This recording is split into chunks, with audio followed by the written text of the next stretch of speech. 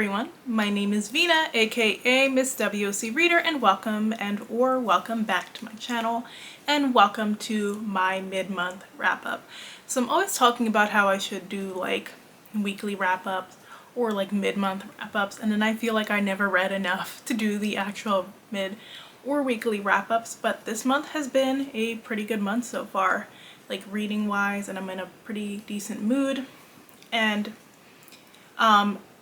I'm already at 5 books read, which is kind of unusual for me. I'm like racing to read all my books at the end of the month. So I'm at 5 books read. I'm almost halfway through another book, and I'm getting ready to start another book. So stuff is really looking up this month. So let's get into everything that I've read so far and what I'm currently reading. The first book that I read for this month was Seton Girls, and that long weekend at the beginning of the month definitely helped me get through some books. So Seton Girls is interesting.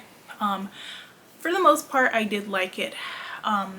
It is a story about this girl, Britt, and it's like told through the eyes of this girl, Allie.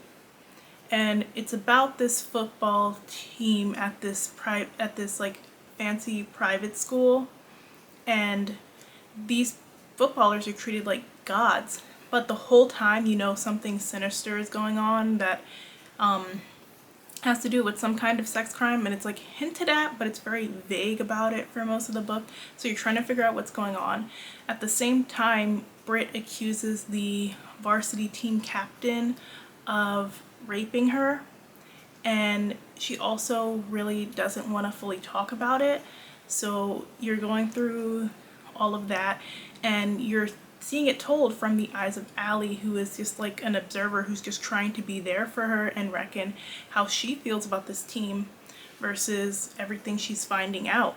And I think the idea of it was good, although when we got to the actual reveal, I'm like, I don't think this could have sustained for 12 years, just based on what was going on. It felt like a little bit dated there, and that wasn't the only thing that felt dated to me. There was a lot of pop cultural references to older music, which is a problem I've been having with a lot of contemporary YA recently. And the flimsy excuse was that like the team has this playlist and nobody's ever allowed to change songs from it. They're only allowed to add songs from it. And I'm like, no, we could just, instead of pulling songs from 10 plus years ago, we could just have more modern music incorporated, and that would have made a bit of a difference from this concept reading a little old. And especially since like we're literally starting part of the plot in like 2006. And I think the way like the POV it was done from and having it told through the eyes of Allie was both good and bad, because towards the end she really tries to connect back Allie and how she feels about her relationship with her boyfriend, who is also on the football team.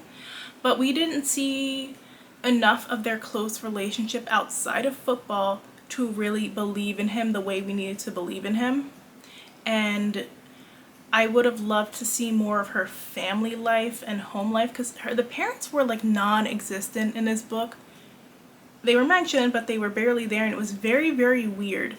Not just like on the rich kid side, but on like Allie and Jay's side, they were poor. We're told that they're really close to their family. We're told that like football is a chance for them to elevate themselves out of the hood. And this was comped to Friday Night Lights. I never finished Friday Night Lights, not because it was bad, but it was because at the time that I started it, I was like in between semesters in college, and so they had been replaying it on Ovation Network, I think it was, and I watched like the whole first season on like in the reruns they were showing when they were doing a marathon, but then I never followed up with it. And one thing I remember about Friday Night Lights is the families were just as involved as the players, like because you were also following the coach and his wife, and that family aspect was really missing here. And one of the issues that I do find sometimes with YA is like the black parents will be non-existent and the kids are left to deal with like racism and all these issues on their own when they really should just be having their parents there for support. And I would have loved to see more of the fallout in regards to how their parents were dealing with it.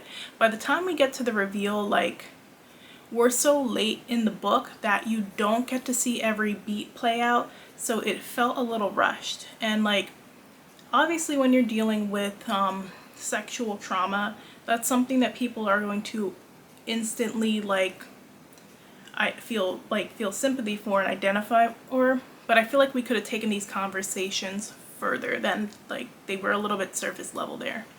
I do think that Charlene Thomas is a good writer, so I would definitely check out more from her.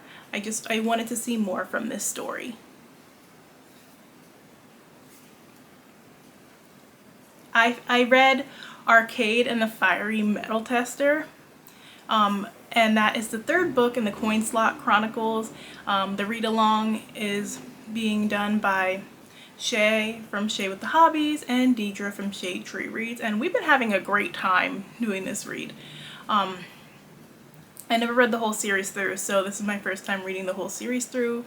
I've been listening to the audiobooks and they're really fun, really great. I love like these characters, and this one was probably the best story in the series for me because they're dealing with some issues. And it's some tough issues, but I like how he doesn't make it like overly traumatic and like hard to digest. Makes it a little bit easier to digest. Makes you hopeful. You feel kind of like sad at some points, like at least from the adult perspective. I'm sure like the kids are less sad. But I really thought that there was some great writing done in this third book, and overall this series has just been a great read. I love how Jennings really balances faith but also family and the everyday problems of these young kids, while also like inserting the magic in a way where you get the sense of whimsy, but it's not overly explained, but it's not under explained either. So I'm having a really good time with the series, and I cannot wait for the last book. After Arcade, then I went ahead and read The Spirit of Second Chances by Sunithia Williams. I've mentioned it before, but she's like one of my favorite Black romance authors. I love what she does with like these Southern family stories. And this is a continuation of the Heart and Soul series, which I thought that she did a really good job with this one. It wasn't like as good to me as Summoning of Love. Summoning of Love, like, I adored, but this one was still pretty solid. She does a lot in this book. Like, you still have the paranormal like elements with the ghost hunting brothers, and it's very interesting because in this one we follow Sierra. She is trying to sell the DeWalt Manor, which is this manor in town that used to be a plantation, and these ghosts are haunting it. And nobody can ever get this sold, and every business venture the owners have tried to do has failed. So she is trying to get it sold because she needs the commission to prop up her real estate business. Her real estate business is really struggling, and she's trying to make it out from under her ex-husband. And her ex-husband, he's popping in, making it difficult. Like, he's using like their daughter as an excuse to be like, you don't need to work, and my daughter doesn't need to be in aftercare if you would just stay home, and he wants her back. But at the same time, like, he has a new woman, so it's like, man, stay in your lane over there and let her go. And in addition to Sierra, all that going on with Sierra, you have middle brother Wesley, and he used to have a crush on Sierra back in high school, and then stuff went down and they kind of like haven't talked in a long time, and he's reluctant at first to get involved with like this ghost hunting thing with her. And he's also dealing with the family home, because since his brother up and left to move to a new town and start a new life, and then his other brother's like enjoying the party life, he's the only one there to take care of the family home, and he is overwhelmed, and they're not helping him at all or really checking in on him. they just expect him to handle it all, and he's like, I have my condo over there, I'm good, I don't need this. So he's like debating on whether he wants to sell the family home. So overall, you had some great storylines going on there. In addition to the romance, they had a really sweet second chance romance. I love how he made sure to include her daughter, so you get to see those moments of him bonding with her daughter. And really, Sierra like got divorced, so she's not even sure if she wants to be married again. So I like how that was touched upon. And overall, it was just a great experience. Highly recommend this series. I then read Amari and the Great Game, and Amari and the Great Game, tone-wise, it was a little bit different than Amari and the Night Brothers. Like, in Amari and the Night Brothers, I feel like you are just learning about this world, so you're seeing like all these like whimsical things. In Amari and the Great Game, she already knows what the world looks like. It's been a year of Amari being in this environment. She's a lot more comfortable than she was the prior year. I like that it was no longer dealing with like she's black and poor and in this completely like white rich environment. I like how we kind of didn't lean into that as heavily as book one did, because that was actually one thing that did annoy me about book one, because sometimes it gets overwhelming when every story you're reading about is like black people being othered in this environment because of their race. So I liked that we kind of moved away from that, and it was more about she is a magician, and magicians are discriminated against because of their abilities. So she is trying to do some training with Maria, but having a hard time, and stuff is going down, and the Supernatural World Congress goes to meet for a meeting, and something goes down and they're stuck in a time freeze. Well, the whole supernatural world is like magicians did it, and so there are magicians who are all over the world. Some of them are very famous people, and like she didn't even know we're magicians, so like they're getting hunted and arrested. The League of Magicians wants Amari to take over the crown and become their leader, and she's not sure if she wants to become their leader. She kind of turns them down. Dylan escapes, and that's causing issues, and the League says, okay, battle to the death. So that's how we end up with the Great Game, which is a series of 5 challenges for them to battle it out, and the winner gets to be lead magician. So there was a lot going on. You have her new friend Jade, well, he wasn't new, he was in the last book.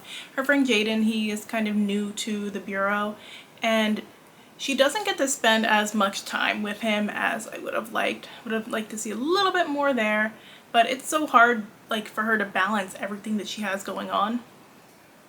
And so he's there, and he's trying to get accustomed to this new environment. Amari is dealing with her new junior agent status. She's dealing with conflicting feelings about Dylan because they were such good friends the year prior. She's still like having a hard time grasping that he betrayed her, and she still believes that like there's good in him somewhere. And she's really battling with her own humanity because it's so easy to give in and give up control to magic. So overall, it was a pretty good read, and that ending was everything. I'm so looking forward to the next book. Then I read up to No Gouda, which is the first book in the grilled cheese mystery. So this is set at a grilled cheese eatery, which is funny because we actually do have a grilled cheese eatery around here. It's like a cheese shop slash like cheese eatery, and it's expensive too. Like I don't think I've ever ate there because every time I looked at the prices, I'm like, no ma'am. But like you get all the cuteness of the cozy mystery here, but it's not overwhelming, where it's mostly focused on the cuteness and everything else is pushed to the side, which I did appreciate. So we're following Carly, and she is a widower who opened up her own grilled cheese shop in her hometown. She has 2 employees under her, Suzanne, who is a divorced single mother, and Grant, who is a 19-year-old student who is saving up money for culinary school. So everything seems to be going all right. The shop is doing well, and then her landlord comes in and he's just like, I'm kicking you out. My girlfriend needs this space to open up a boutique. And Carly's like, what the hell? Next thing, he shows up dead in the parking lot, and her employee Suzanne is getting accused because she had a big fight with him. So Carly is trying to prove her innocence. This leave a landlord Lyle, this man was the community bicycle. He was getting around with some of the women around town, and he was doing the most. And it was a lot of fun because like you don't expect all these things to be going down, and like the reveals were kind of crazy, and it's a really fun ride. I do highly recommend listening to the audiobook. I had a good time with it. And there was like a love interest. I'm not too sure about him because he like so many of the side characters had like such intense personality that the love interest is kind of passive and is kind of there. Hopefully he is developed a little bit more in book 2, but at least the romance wasn't like in your face where it's overwhelming and annoying. And I really do want to read book 2. I think it's going to be it's like a fall theme book, so that should be a lot of fun. But I had a really good time with this one. And to keep myself in that fun, cozy mystery reading mood, I like then started another book, which I'm like about 35% into right now, which is Here Comes the Body. And it's fun. It's like a cozy mystery set in Queens, which I'm so used to them being set in small cutesy towns. Like the Queens locale is like fun, and it's this big Italian family, and they are a mob family, and they are leaning into the mob stuff, which I really appreciate it. And it's a little quirky. It definitely feels like adult. It doesn't have like those cutesy vibes that some cozies do. So our main character, she had gotten married to this guy after a hookup, and then he found out he was cheating on her, and he disappeared at sea. So she has now moved back to Queens, and her father is trying to go legit, so he puts her in charge of his doing events at his catering hall. And one of the first events she does is this crazy bachelor party. Like, this groom was obnoxious from the start. He's like, and I want condoms as party favors with the date of this party. And he's so hyped about the liquor. And they have strippers at the party, and somehow this call girl ends up dead in this like cake that the stripper was supposed to jump out of.